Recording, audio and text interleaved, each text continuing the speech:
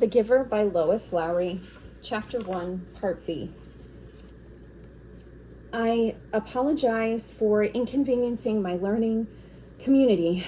Asher ran through the standard apology phrase rapidly, still catching his breath. The instructor and class waited patiently for his explanation. The students all had been grinning because they had listened to Asher's explanations so many times before. I left home at the correct time, but when I was riding along near the hatchery, the crew was separating some salmon. I guess I just got distraught watching them. I apologize to my classmates, Asher concluded. He smoothed his rumpled tunic and sat down. We accept your apology, Asher. The class recited the standard response in unison. Many of the students were biting their lips to keep from laughing. I accept your apology, Asher, the instructor said. He was smiling. And I thank you because once again you have provided an opportunity for a lesson in language. Distraught is too strong an adjective to describe salmon viewing. He turned and wrote distraught on the instructional board. Beside it, he wrote distracted. Jonas, nearing his home now, smiled at the recollection, thinking still as he wheeled his bike into its narrow port beside the door. He realized that frightened was the wrong word to describe his feelings now that December was almost here. It was too strong an adjective. He had waited a long time for this special December.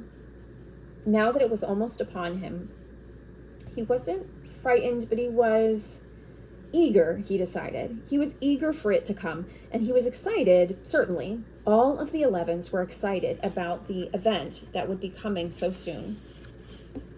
But there was a little shudder of nervousness when he thought about it, about what might happen. Apprehensive, Jonas decided. That's what I am. Who wants to be the first tonight for feelings? Jonas's father asked at the conclusion of their evening meal. It was one of the rituals, the evening telling of feelings. Sometimes Jonas and his sister Lily argued over turns, over who would get to go first. Their parents, of course, were a part of the ritual. They, too, told their feelings each evening, but like all parents, all adults, they didn't fight and wheedle for their turn. Nor did Jonas tonight. His feelings were too complicated this evening. He wanted to share them, but he wasn't eager to begin the process of sifting through his own complicated emotions, even with the help that he knew his parents could give. You go, Lily, he said, seeing his sister, who was much younger, only a 7, wiggling with impatience in her chair. I felt very angry this afternoon, Lily announced.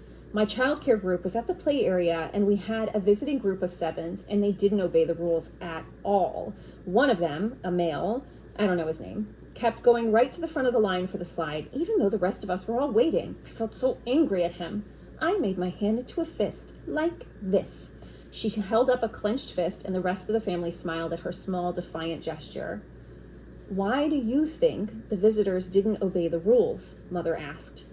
Lily considered and shook her head. I don't know. They acted like animals, Jonas suggested. He laughed. That's right, Lily said, laughing too. Like animals. Neither child knew what the word meant exactly, but it was often used to describe someone uneducated or clumsy, someone who didn't fit in. Where were the visitors from? Father asked. Lily frowned, trying to remember. Our leader told us when he made the welcome speech, but I can't remember. I guess I wasn't paying attention. It was from another community. They had to leave very early, and they had their midday meal on the bus. Mother nodded. Do you think it's possible that their rules may be different, and so they simply didn't know what your play area rules were? Lily shrugged and nodded. I suppose. You've visited other communities, haven't you? Jonas asked. My group has, often. Lily nodded again. When we were 6s, we went and shared a whole school day with a group of 6s and their community. How did you feel when you were there? Lily frowned. I felt strange because their methods were different. They were learning usages that my group hadn't learned yet, and so we felt stupid. Father was listening with interest. I'm thinking, Lily, he said, about the boy who didn't obey the rules today. Do you think it's possible that he felt strange and stupid being in a new place with rules that he didn't know about? Lily pondered that. Yes, she said finally. I feel a little sorry for him, Jonas said. Even though I don't even know him, I feel sorry for anyone who is in a place where he feels strange and stupid. How do you feel now, Lily? Father asked. Still angry? I guess not, Lily decided. I guess I feel a little sorry for him, and sorry I made a fist. She grinned. Jonas smiled back at his sister. Lily's feelings were always straightforward, fairly simple, usually easy to resolve. He guessed that his own had been too when he was a 7. He listened politely, though not very attentively, while his father took his turn, describing a feeling of worry that he'd had that day at work, a concern about one of the new children who wasn't doing well. Jonas's father's title was nurturer. He and the other nurturers were responsible for all the physical and emotional needs of every new child during its earliest life. It was a very important job, Jonas knew, but it wasn't one that interested him much. "What gender is it?" Lily asked. "Male," Father said. "He's a sweet little male with a lovely disposition, but he isn't growing as fast as he should, and he doesn't sleep soundly. We have him in the extra care section for supplementary nurturing, but the committee's beginning to talk about releasing him." "Oh, no," Mother murmured sympathetically. "I know how sad that must make you feel." Jonas and Lily both nodded sympathetically as well. Release of new children was always sad because they hadn't had a chance to enjoy life within the community yet, and they hadn't done anything wrong. There were only 2 occasions of release, which were not punishment. Release of the elderly, which was a time of celebration for a life well and fully lived, and release of a new child, which always brought a sense of what could we have done. This was especially troubling for the nurturers, like Father, who felt they had failed somehow, but it happened very rarely. "Well," Father said, "I'm going to keep trying. I may ask the committee for permission to bring him here at night, if you don't mind. You know what the night crew nurturers are like. I think this little guy needs something extra." "Of course," Mother said, and Jonas and Lily nodded. They had heard Father complain about the night crew before. It was a lesser job, night crew nurturing, assigned to those who lacked the interest or skills or insight for the more vital job of the daytime hours. Most of the people on the night crew had not even been given spouses because they lacked, somehow, the essential capacity to connect to others, which was required for the creation of a family unit. "Maybe we could even keep him," Lily suggested sweetly, trying to look innocent. The look was fake, Jonas knew. They all knew.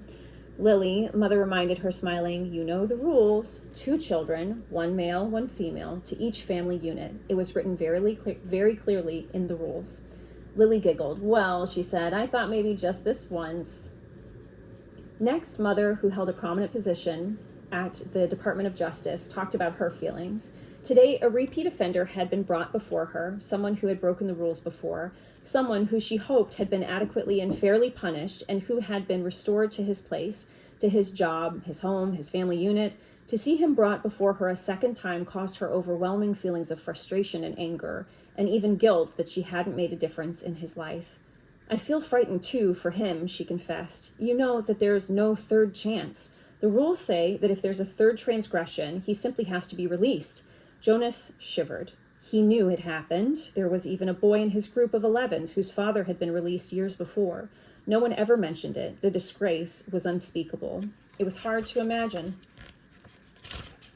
Lily stood up and went to her mother. She stroked her mother's arm. From his place at the table, Father reached over and took her hand. Jonas reached for the other. One by one, they comforted her. Soon she smiled, thanked them, and murmured that she felt soothed. The ritual continued. "Jonas?" Father asked. "You're last tonight." Jonas sighed. This evening he almost would have preferred to keep his feelings hidden, but it was, of course, against the rules. "I'm feeling apprehensive," he confessed, glad that the appropriate descriptive word had finally come to him. "Why is that, son?" His father looked concerned. "I know there's really nothing to worry about," Jonas explained, "and that every adult has been through it. I know you have, Father, and you too, Mother, but it's the ceremony that I'm apprehensive about. It's almost December." Lily looked up, her eyes wide. "The ceremony of 12, she whispered in an odd voice. Even the smallest child, Lily's age and younger, knew that it lay in the future for each of them. "I'm glad you told us of your feelings," Father said. "Lily," Mother said, beckoning to the little girl, "go on now and get into your night clothes. Father and I are going to stay here and talk to Jonas for a while." Lily sighed, but obediently she got down from her chair. "Privately?" she asked. Mother nodded. "Yes," she said. "This talk will be a private one with Jonas."